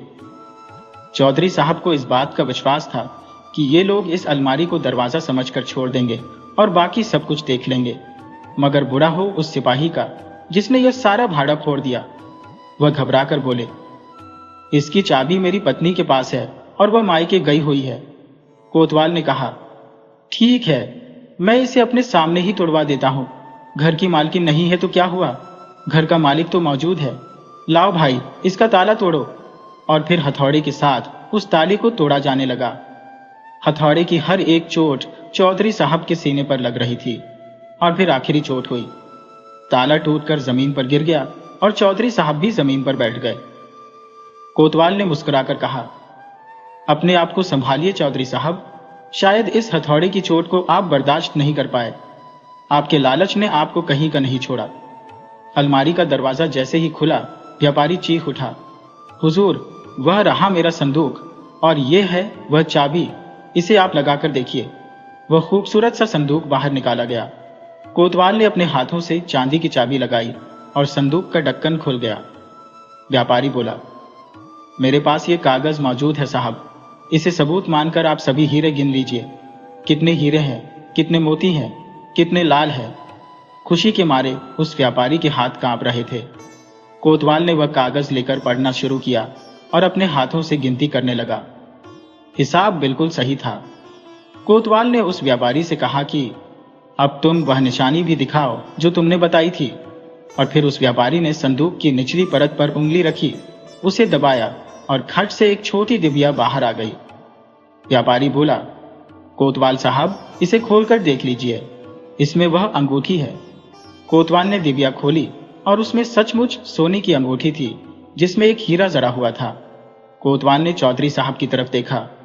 चौधरी साहब, अब आप क्या कहते हैं? चौधरी साहब ने सिर झुका लिया और थके हुए अंदाज में कहा, अब मेरे पास कहने के लिए बचा ही क्या है हुजूर। कोतवाल बोला, तो आप स्वीकार करते हैं कि यह संदूक इस व्यापारी का है? हाँ हुजूर, यह इस व्यापारी का ही संदूक है। मुझे मेरी पत्नी ने बहका दिया था। अगर वह मुझे बढ़ावा न देती तो शायद मैं लालच में आकर यह हरकत न करता और मेरी इज्जत, मेरा नाम, मेरी शान इस तरह से बदनाम न होते। उनकी आंखों से आंसू बहने लगे। उनके कांपते हुए हाथ पांव देखकर व्यापारी को उन पर तरस आ गया और उसका दिल पिघल गया। उसे याद आने लगा कि किस तरह से चौधरी साहब ने उस पर कितने एहसान किए हैं। उसे खाना खिलाया, आराम करने के लिए जगह दी, दुकानें खुलवाई। व्यापारी कहने लगा, नहीं चौधरी साहब, ऐसा मत कहिए। सुबह का भूला अगर शाम को घर वापस आ जाए तो उसे भूला नहीं कहते। मुझे आपसे कोई शिकायत नहीं है। मेरा संदूक मुझे मिल गया, मेरे लिए यही काफी है। और फिर व्यापारी ने कोतवाल से कहा, हुजूर, अब इस बात को यहीं पर खत्म कर दीजिए। मैं इन्हें माफ करता हूं। मैं नहीं चाहता कि जिस शहर में यह सिर उठाकर चलते थे अब सिर झुकाकर चलें। यह कहकर व्यापारी ने अपना संदूक लिया और अपने शहर की तरफ रवाना हो गया। और चौधरी साहब ने सच्चे दिल से उनसे माफी मांग ली और यह वादा किया कि अब दोबारा कभी भी वह लालच नहीं करेंगे। दोस्तों, ये कहानी हमें बताती है कि लालच की कोई सीमा नहीं होती और यह इंसान की सबसे बड़ी दुश्मन है। यह व्यक्ति की अच्छी आदतें और ईमानदारी भी छीन लेती है, मगर अंत में सच्चाई की जीत जरूर होती है। मुझे पूरी उम्मीद है कि आपको यह कहानी पसंद आई होगी।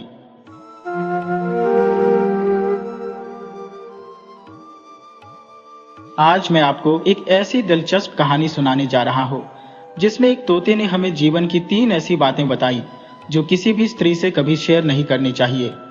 पुराने समय की बात है। किसी घने जंगल में एक तोता और एक तोती बड़े प्यार से रहते थे।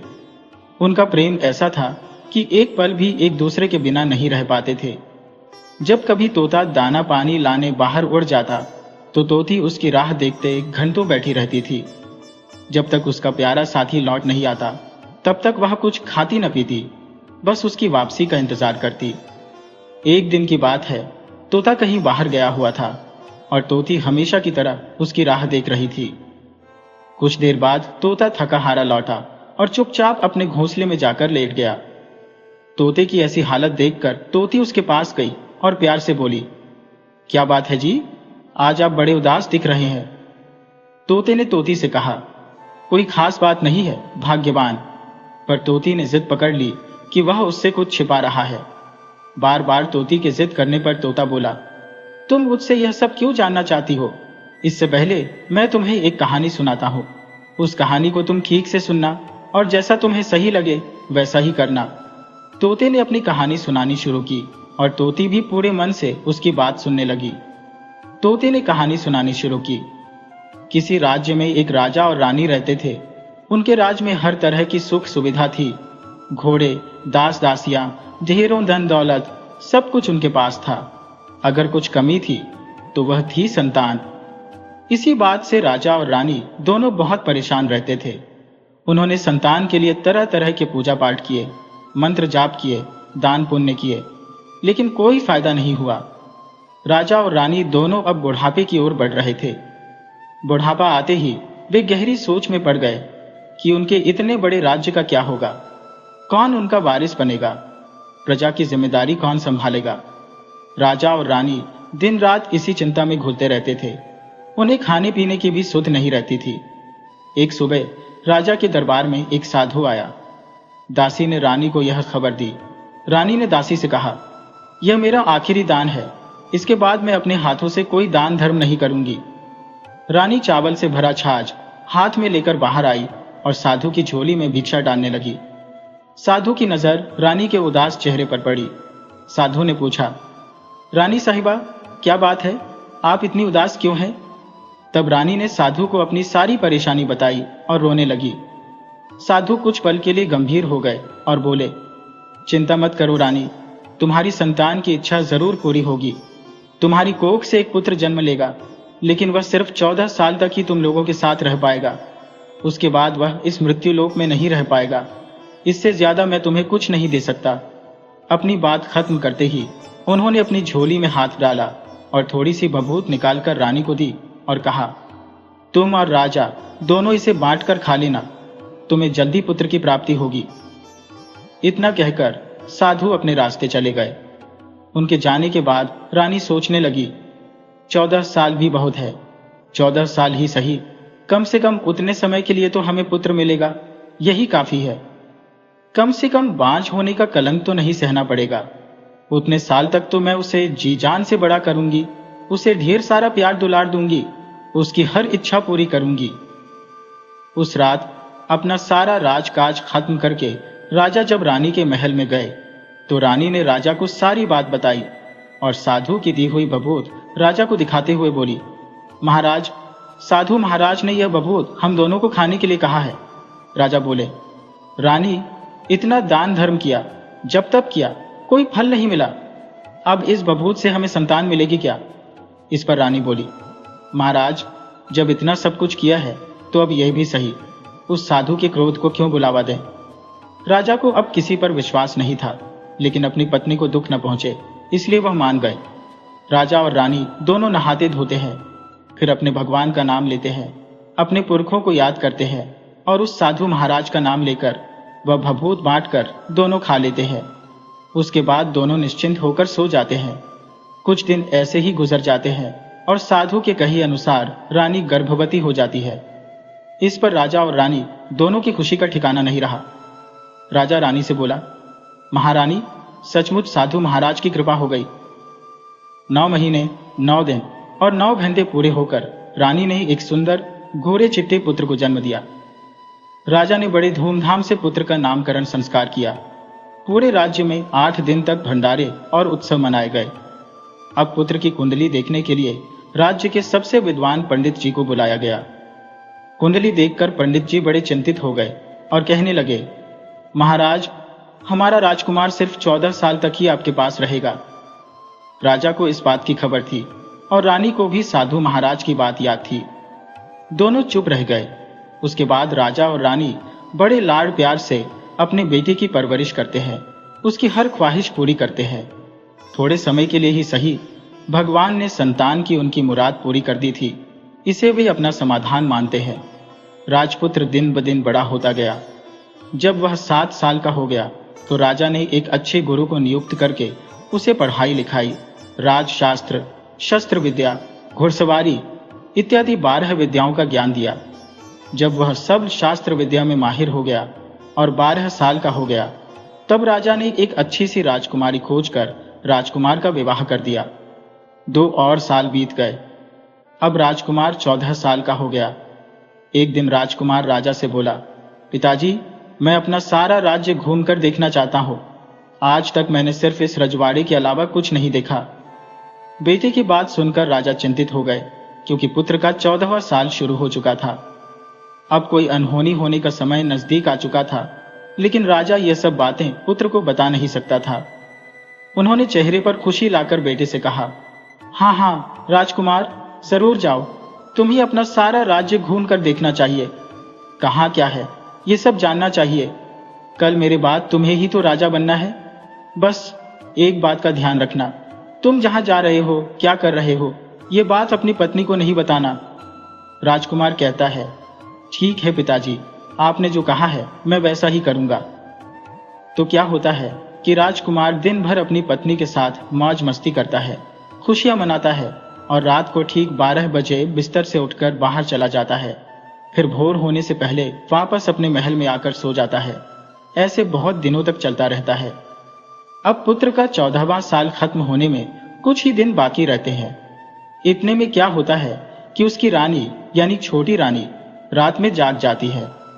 वह देखती है कि बिस्तर पर राजकुमार नहीं है। वह महल में सब जगह राजकुमार को देखती है, पर वह उसे कहीं भी नजर नहीं आता।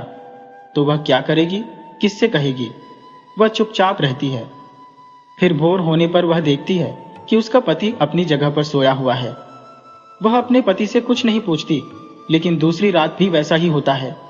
तीसरी रात, चौथी रात, ऐसे बहुत दिन तक चलता रहता है। रानी बहुत ही चिंतित हो जाती है। पति रात को कहाँ जाता है, किससे मिलने जाता है? उसके मन में ढेर सारे सवाल उठते हैं, लेकिन उसे पूछने में डर लगता है। शायद पति गुस्सा कर बैठे। सास ससुर से पूछने के बारे में सोचा तो उसकी कुल मर्यादा बीच में आ जाती है। इस तरह वह मन ही मन कोड़ती रहती है। इस हालत में उसे खाने पीने में भी दिलचस्पी नहीं होती है और वह दुबली पतली हो जाती है। तो उस राज्य में फूल बेचने वाली एक बूढ़ी मालिन थी। वह हमेशा छोटी रानी को फूल देने उसके महल में आती थी। उस बुढ़िया का ध्यान छोटी रानी पर गया। वह उससे पूछती है, बेटी, तुम्हें किस बात का दुख है? तुम इस तरह सूख कर कांटा क्यों बनी हुई हो? इस पर रानी कहती है, क्या बताऊं तुम्हें अम्मा, तुम्हारा राजकुमार हर रात बिस्तर पर से उठकर कहीं चला जाता है और सुबह भोर होते ही वापस आकर सोता है। वह कहाँ जाता है? प्रेमिका से मिलने जाता है क्या? यह सोच सोच कर मैं अन्न जल ग्रहण नहीं कर पाती हूँ और सूख सूख कर इस तरह कांटा बन गई हो। बुढ़िया सब बातें सुनकर उसे एक उपाय बताती है कि बेटी, ऐसा करना, आज रात तुम सोना मत। उसके पीछे जाकर देखना कि वह कहाँ जाता है, क्या करता है, और उसकी अच्छी तरह से पहरेदारी करना। रानी बोली, पर मुझे नींद आ गई तो? तब बुढ़िया बोली, तुम्हें नींद ना आए इसके लिए एक काम करना, अपने बाएं हाथ की उंगली में एक जख्म करना, उस पर थोड़ी सी मिर्च छिड़कना, उससे तुम्हें बड़ी जलन होगी। उस पीड़ा से तुम्हें रात भर नींद नहीं आएगी। रानी बुढ़िया के कहे अनुसार करती है। उंगली की जलन से उसे बड़ी देर तक नींद नहीं आती, लेकिन बाद में वह सो जाती है। दूसरे दिन सुबह बुढ़िया फूल लेकर उसके महल में पहुंचती है और पूछती है, क्या हुआ बेटी, देख पाई क्या, पति कहाँ जाता है? रानी कहती है, नहीं अम्मा, पहले कुछ समय जलन के कारण मुझे नींद नहीं आई, पर कुछ देर बाद रात में सो गई। बुढ़िया माई कहती है, कोई बात नहीं, आज तुम उंगली पर पहले से थोड़ा बड़ा जख्म करना और ज्यादा मिर्च लगाना।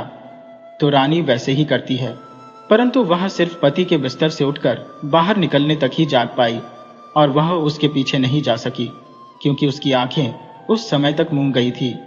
दूसरे दिन सुबह बुढ़िया आती है तो उसने पूछने पर रानी रो रो कर कहती है, अम्मा, मैं आज भी उनकी पहरेदारी ठीक से नहीं कर पाई।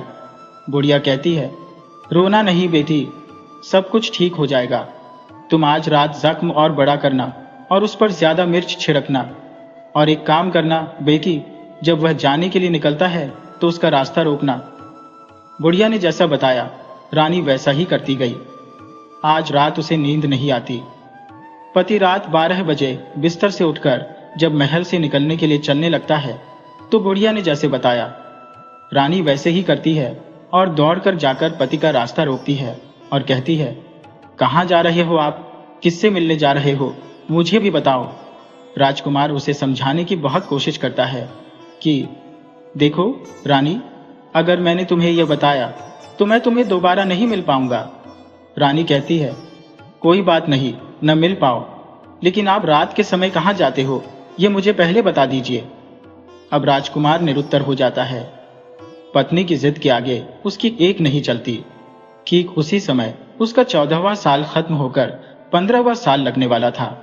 जो होता है वह हो जाने दो, वह सोचता है और कुछ चावल मंत्रों से सिद्ध करके अपनी पत्नी को देकर कहता है, इन चावलों के दानों को दोनों मुट्ठी हाथों की मुट्ठी में पकड़ना।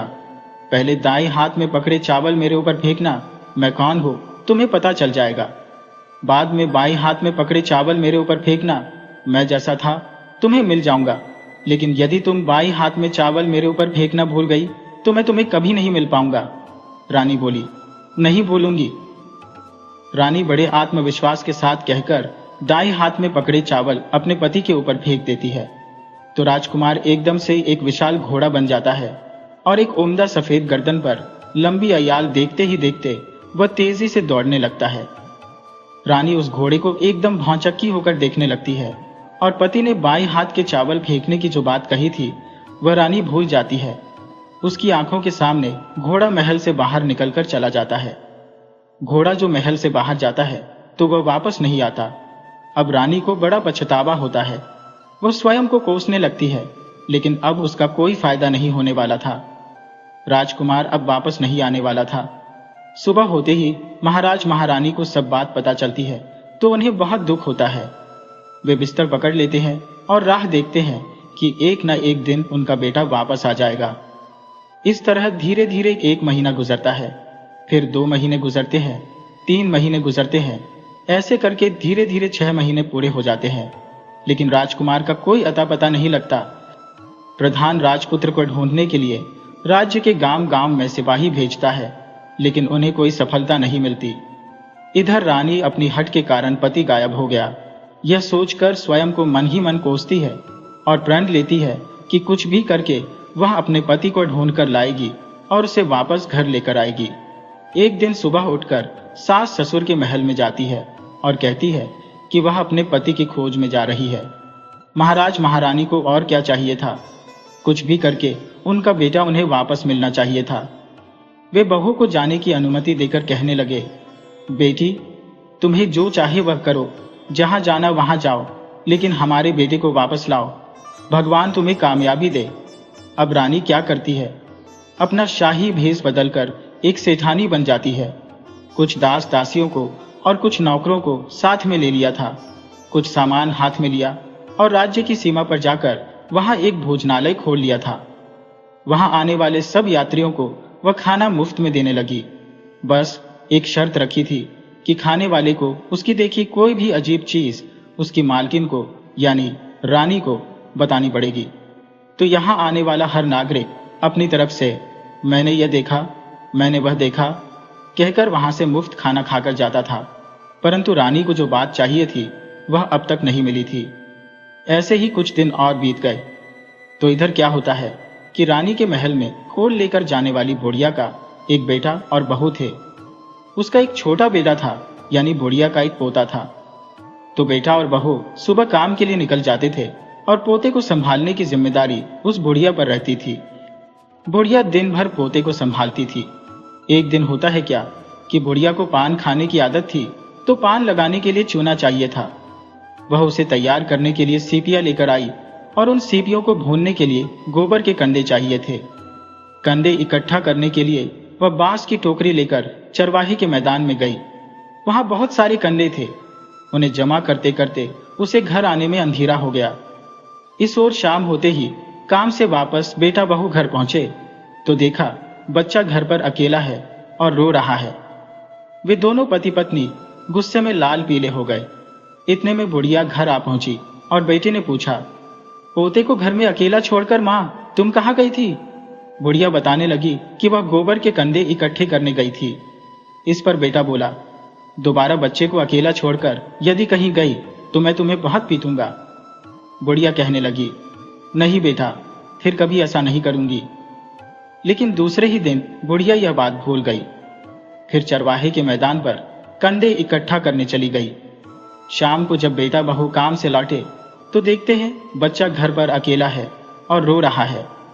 अब उसके बेटे की सहन शक्ति खत्म होने लगी और बुढ़िया के वापस आने पर उसके बेटे ने बुढ़िया को घर से निकाल दिया। बुढ़िया रात भर घर के बाहर अंधेरे में बैठी रही और सुबह होते ही हाथ में टोकरी लेकर कंडे इकट्ठा करने के लिए निकल गई। उस दिन उस पर कंडे इकट्ठा करने का मानो पागलपन सवार था। कंडे इकट्ठा करते करते कब अंधेरा छा गया उसे मालूम नहीं चला।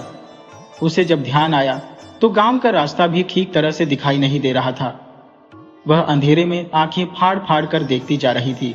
किसी तरह आगे निकल पड़ी तो होता क्या है कि एक कपिला गाय छन छन की आवाज करते, गले की घंटी बजाते ठुमक कर उस मैदान पर आ गई।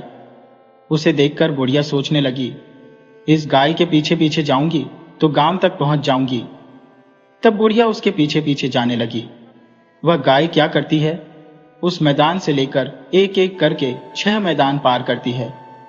आखिर में वह 7वें मैदान पर पहुंचती है तो वहां क्या होता है कि उस मैदान में एक बड़ा सा पत्थर है। गाय जाकर उस पत्थर को अपना सींग मारती है। सींग मारा तो वह पत्थर दूर हट गया और पाताल में नीचे जाने की सीढ़ियां दिखाई देने लगी। तब वह गाय उन सीढ़ियों से नीचे जाने लगी। बुढ़िया वह सब देखती रही और झट जाकर गाय की पूंछ को पकड़ लिया। पूंछ पकड़कर वह गाय के साथ नीचे पाताल में पहुंच गई। पाताल में पहुंचते ही तुरंत गाय की पूंछ छोड़ दी और इधर उधर देखने लगी। वहीं से बुढ़िया ने देखा, पाताल में सब जगह जगमगाहट है, दिए दीप जलते हैं। तेज रोशनी गाय के ऊपर पड़ती है तो अद्भुत घटनाएं घटने लगती है। गाय के नीचे जाते ही उसके गले में अपने आप सांकल पड़ गई और छम छम करके कोई अदृश्य रूप से गाय का दूध दोहने लगा। लेकिन जो भी कोई वह कर रहा था वह मात्र दिखाई नहीं दे रहा था। बुढ़िया बहुत घबरा गई, कहाँ आकर फंस गई। वह सोचने लगी और यहां वहां छिपने के लिए जगह ढूंढने लगी, लेकिन उसे कहीं भी जगह नहीं मिली। हर जगह उजाला ही उजाला था। तो वह एक कोने में खड़ी रह गई और सामने जो हो रहा था उसे चुपचाप देखने लगी। कुछ पल के बाद वहां झट से एक उम्दा सफेद घोड़ा आया। वहां 2 कुंड थे, उसमें से एक कुंड में उस घोड़े ने छलांग लगाई और ऊपर आ गया। अब उसे राजकुमार का रूप प्राप्त हो गया। राजकुमार बनने के बाद उसने दूसरे कुंड के पानी में स्नान किया। वहां रखे हुए नए कपड़े पहने और नजदीक एक सुंदर पलंग था, उस पर आकर बैठ गया। उसके सामने अपने आप ही 5 पकवानों की थाली आ गई, दूध की प्याली आ गई, 5 सुपारी आ गए। उसके सामने एक दिया जलता रहा। राजकुमार ने खाना खाया, दूध पिया, 5 सुपारी खाई और बिस्तर पर लेट जाने से पहले सूर्य देव का स्मरण करके सामने जलते दिए से पूछा, दिए दिए दीपांकर, मेरे माता पिता क्या कर रहे हैं? दिया बताने लगा, बेटे के शोक में डूबे हैं। तो राज्य कौन संभाल रहा है? राज्य प्रधान संभाल रहा है। राजकुमार ने पूछा, मेरी पत्नी क्या करती है? तो दिया बोला, उसने चौराहे पर भोजनालय शुरू किया है। आते जाते लोगों से वह नई खबर के बारे में पूछती है। दिए के यह कहते ही राजकुमार कहने लगा, ठीक है। उसके बाद वह सो गया। बुढ़िया कोने में खड़ी यह सब देखती रही। ऐसी अद्भुत घटना उसने जिंदगी में पहली बार देखी थी। उसे अंदर ही अंदर चुलबुलाहट होने लगी। वह अपनी भूख प्यास भूल गई और आगे क्या होता है उसे उत्सुकता से देखने लगती है। लेकिन उसके बाद कुछ और घटनाएं नहीं घटती। रात गुजर गई, सुबह हो गई। सुबह होने पर पलंग पर सोया राजकुमार उठा और फिर से पहले वाले कुंड में छलांग लगाई तो वह फिर से घोड़ा बनकर कुंड से बाहर आ गया। बाहर आते ही वह तेजी से उस पाताल नगरी से बाहर निकल गया। लेकिन वह वहां कहाँ गया, बुढ़िया को कुछ पता नहीं चला। उसके बाद पिछली रात की तरह कोई उस गाय का छम छम करके दूध दुहने लगा। जैसे ही दूध दुहाना खत्म हुआ उसके गले की सांकल अपने आप खुल गई। वह गाय तेजी से ऊपर जाने वाली सीढ़ियों की ओर भागने लगी। गाय को दौड़ते देखकर बुढ़िया सोचने लगी, अब गाय के साथ यहां से ऊपर जाना ही समझदारी है, नहीं तो कोई मुसीबत आकर मेरे ऊपर टपक जाएगी। झट से उस बुढ़िया ने गाय की पूंछ पकड़ ली और गाय के साथ ऊपर आ गई। गाय जब ऊपर मैदान में पहुंची तो उस सुरंग का रास्ता अपने आप बंद हो गया और उसके मुंह पर एक बड़ा सा पत्थर पहले जैसा ही हो गया। उसने पाताल नगरी में जो कुछ देखा वह जल्द से जल्द किसी को बताने के लिए उतावली हो उठी। उसे एकदम याद आया कि नगर की सीमा पर कोई औरत भोजनालय चलाती है और नई बात बताने वाले को अच्छा खाना पीना मुफ्त में देती है। वह सोचने लगी, क्यों ना मैं यह बात उस औरत को जाकर बताऊं। यदि उसे यह बात पसंद आ गई तो बाकी जीवन खाने पीने की झंझट से मुक्ति मिलेगी। बुढ़िया ने मन में तय किया और तुरंत उस भोजनालय के द्वार पर टंगे नगाड़े के सामने खड़ी हो गई और जोर जोर से नगाड़ा बजाना शुरू कर दिया। नगाड़े का इस तरह शोर सुनकर मालकिन यानी छोटी रानी मन में प्रसन्न हो जाती है। शायद कोई बड़ी बात लेकर यहां आया है। रानी सिपाहियों को आदेश देती है, जाइए और जो कोई आया है उसकी अच्छी खातिरदारी कीजिए। आदेश पाते ही सिपाही नीचे दौड़ गए तो एक बुढ़िया नगाड़ा बजा रही थी। उन्होंने पूछा, क्यों रे बुढ़िया, क्या हुआ, क्यों नगाड़ा बजा रही हो? बुढ़िया बोली, कुछ नहीं बेटा, यहाँ खाना पीना मिलता है ना, इसलिए आई हूं। खाना पीना मिलेगा, सिपाही बोला, लेकिन तुझे कोई नई बात बतानी पड़ेगी। बुढ़िया बोली, हाँ हाँ बताऊंगी, एक बात मालूम है मुझे। इस पर सिपाही उसे अंदर लेकर आए और उसको मालकिन का आदेश था कि जो कोई बूढ़ा बुजुर्ग आए उनके साथ अच्छी तरह से पेश आना, उनका अच्छा आदर सत्कार करना। तो सिपाही ने इस बुढ़िया का भरपूर आदर सत्कार किया और बड़ी सी थाली भरकर व्यंजन परोसे। बुढ़िया कई दिनों से भूखी थी तो वह खाने पर टूट पड़ी। खाना खाने के बाद सिपाही ने उसे नई साड़ी पहनने को दी। उसके बाद उसे लेकर रानी के पास आए। रानी ने बुढ़िया को तुरंत पहचान लिया। बुढ़िया ने भी रानी को पहचान लिया। बुढ़िया बोली, बेटी तुम? और रानी बोली, अम्मा तुम? बड़ी देर तक दोनों आपस में बातें करती रही। आखिर रानी बुढ़िया से कहने लगी, अम्मा अब बताओ तुमने क्या नई बात देखी है? नई बात? बुढ़िया कहने लगी, मैंने कोई नई बात नहीं देखी। वह तो मेरे पास तुम्हें खाने के पैसे नहीं थे, इसलिए मैंने झूठ बोला और नगाड़ा बजाया। रानी ने कहा, अम्मा घबराना नहीं, मैं किसी को तुम्हारा नाम नहीं बताऊंगी। फिर बुढ़िया कहने लगी, मैंने क्या देखा, कब देखा, करके आनाकानी करने लगी। इस पर रानी ने उससे कहा, देखो अम्मा, यदि तुमने मुझे वह नई बात नहीं बताई तो जिंदगी भर मैं तुम्हारी देखभाल करूंगी, तुम्हें रानी माता की तरह रखूंगी। अब बुढ़िया बताने को तैयार हो गई। उसने जो कुछ उस चारागाह वाले मैदान पर देखा था वह सब कुछ रानी को बता दिया। बुढ़िया की बातें सुनकर रानी को यकीन हो गया कि वह राजकुमार उसी का पति है। वह तुरंत बुढ़िया से कहने लगी, अम्मा मुझे उस जगह पर ले चलो। बुढ़िया बोली, नहीं बेटी, वह पाताल राज्य है, वहां सांप है। यदि किसी ने तुम्हें देख लिया तो तुम्हारी जान खतरे में पड़ सकती है। लेकिन रानी उसकी एक भी नहीं सुनती है और उसे उस जगह ले जाने के लिए हट करने लगती है। आखिर में बुढ़िया उसका कहना मान लेती है और कहने लगी, ठीक है, मैं तुम्हें वहां लेकर चलती हूं, पर आज नहीं, कल। वहां जाना है तो शाम को ही जाना होगा। तो दूसरे दिन दोपहर के समय रानी बुढ़िया के साथ उस मैदान पर आ गई और एक जगह छुपकर गाय के आने की राह देखने लगी। दिन ढलते ही अंधेरा गिरने लगा था। गाय हमेशा की तरह वहां आ गई और मैदान के उस कोने में जाकर उसने पत्थर पर सींग मारा तो झट से पत्थर हटकर वहां सुरंग के रास्ते जाने का रास्ता खुल गया। गाय उस रास्ते से नीचे उतरने लगी तो बुढ़िया रानी से कहने लगी, जल्दी आगे बढ़ो बेटिया, हम गाय की पूंछ पकड़कर नीचे उतरेंगे। दोनों गाय की पूंछ पकड़कर नीचे उतर गई। बुढ़िया पहले जिस कोने में छिपी थी उस कोने में छिप गई। अब नीचे सब कुछ पहले जैसा घटित हो रहा था। गाय के गले में अपने आप सांकल पड़ गई। कोई अदृश्य रूप से उसका दूध दूहने लगा। एक सफेद उम्दा घोड़े ने आकर एक कुंड में छलांग लगाई तो वह राजकुमार के रूप में ऊपर आया। वह राजपुत्र दूसरे कुंड में नहाने लगा। बाद में उसके सामने खाने की थाली आ गई, दूध की प्याली आ गई, पान का बीड़ा आ गया। राजकुमार सब ग्रहण करके सोने के लिए पलंग पर गया तो सोने से पहले सूर्य देव का स्मरण करके वह दिए से पूछने लगा, दिए दिए दीपांकर, मेरे माता पिता क्या कर रही हैं?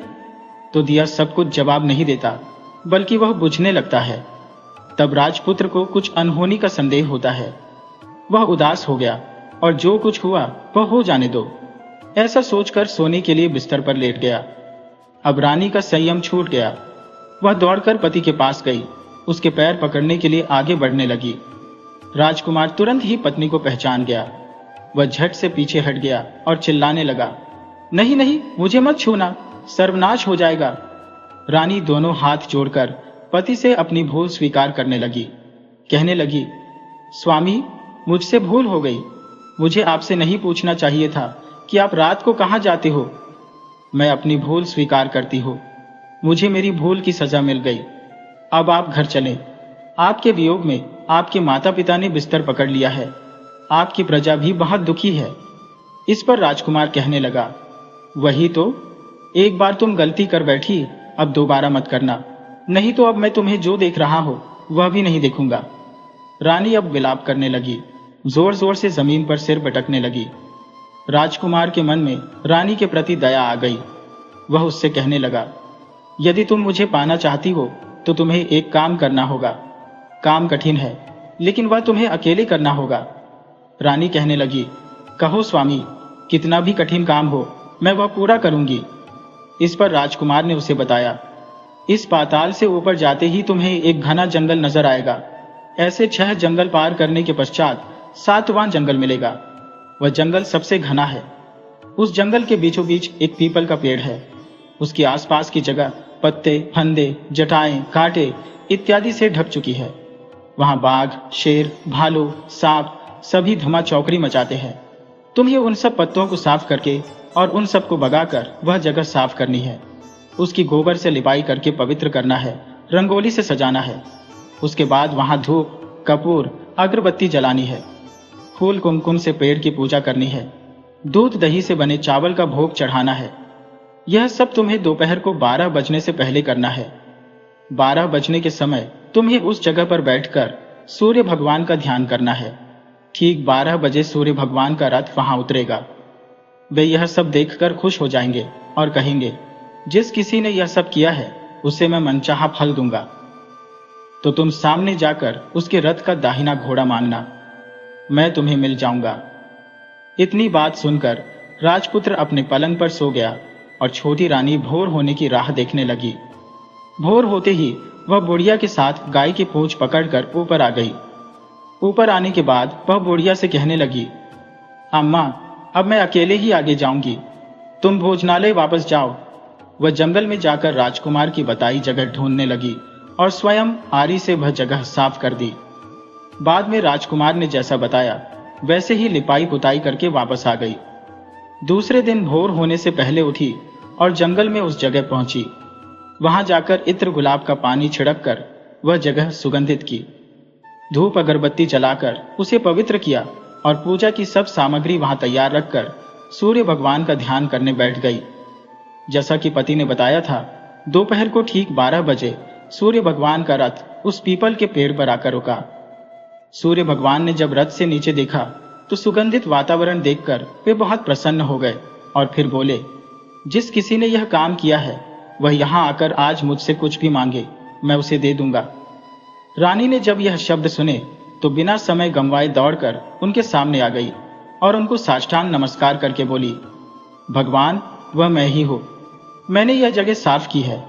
तो सूर्य भगवान बोले, अच्छा, तो तुम्हें जो चाहिए वह मांगो। तब रानी कहती है, भगवान, मुझे आपके रथ का दाहिना घोड़ा चाहिए।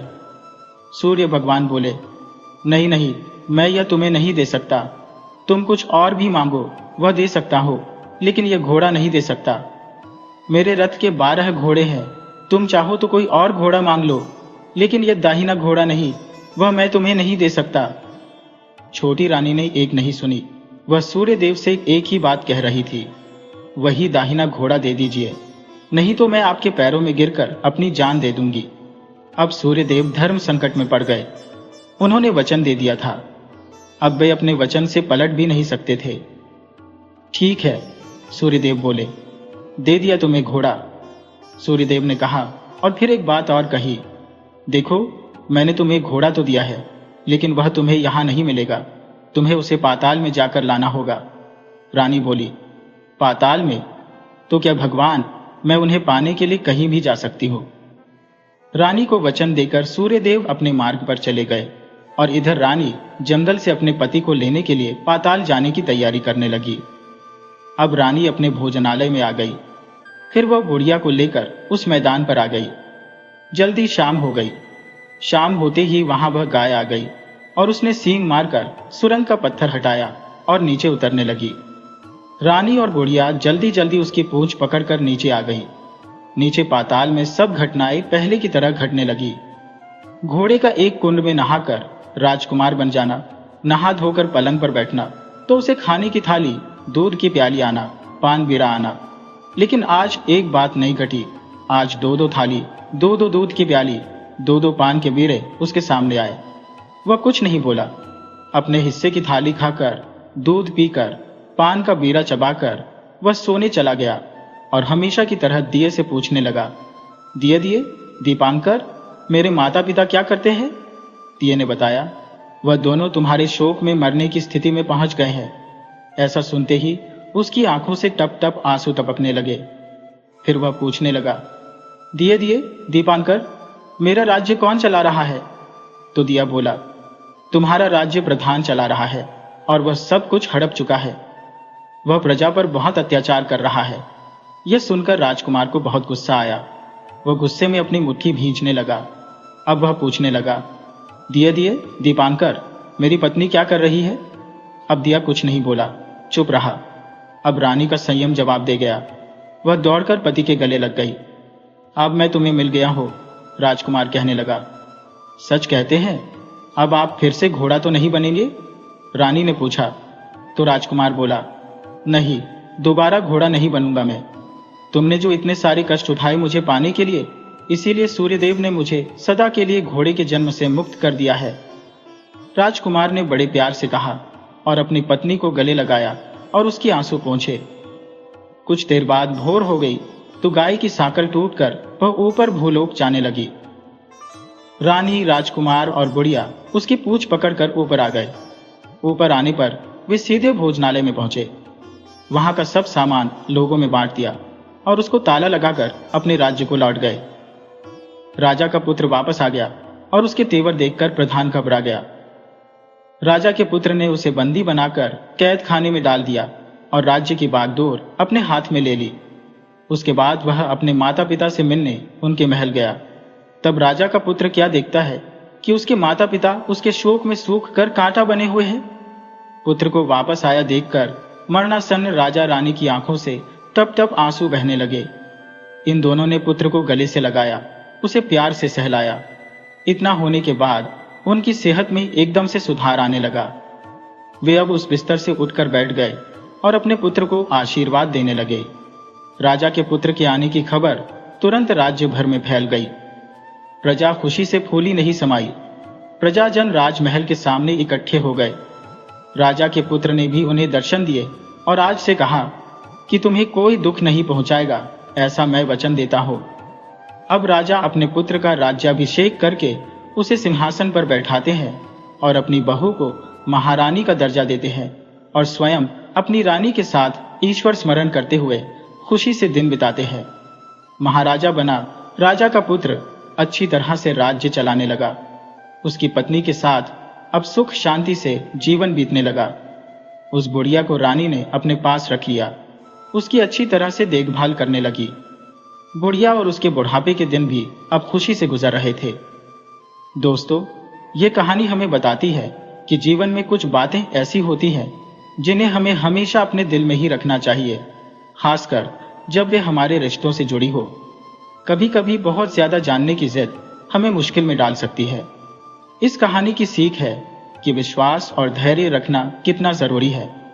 अगर आपको ये कहानी पसंद आई हो तो कृपया हमारे चैनल को सब्सक्राइब करें, वीडियो को लाइक करें और शेयर करें। हमें कमेंट्स करके जरूर बताएं कि आपको ये कहानी कैसी लगी। राधे राधे।